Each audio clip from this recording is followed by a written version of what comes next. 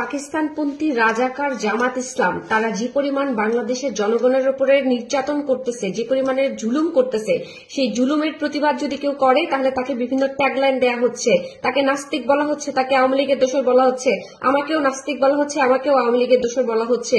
আমি প্রতিবাদ করার ফলে যদি আমাকে এইসব ট্যাগলাইন শুনতে হয় তাহলে আমি মেনেই নিলাম আমি একজন নাস্তিক, আমি শুধু আওয়ামী লীগের দোসর না, আমি আওয়ামী লীগই করি, সেটাও মেনে নিলাম। আমি তাদেরকে বলবো, আমি বাংলাদেশের সমস্ত মানুষকে বলবো, আপনারা সবাই এই জামাত ইসলামের বিরুদ্ধে রুখে দাঁড়ান। আদারওয়াইজ যারা যারা আপনারা মাঠে নামবেন না এবং জামাত ইসলামের বিরুদ্ধে দাঁড়াবেন না, তারা সবাই নাস্তিক।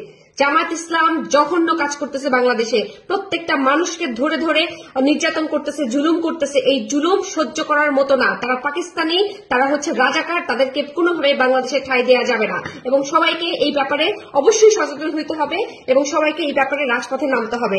এদের চিহ্ন পর্যন্ত আমাদের দেশে রাখা যাবে না। এরা নাস্তিক, জামাতের আমির নাস্তিক, জামাত শিবির যারা করে সবাই নাস্তিক।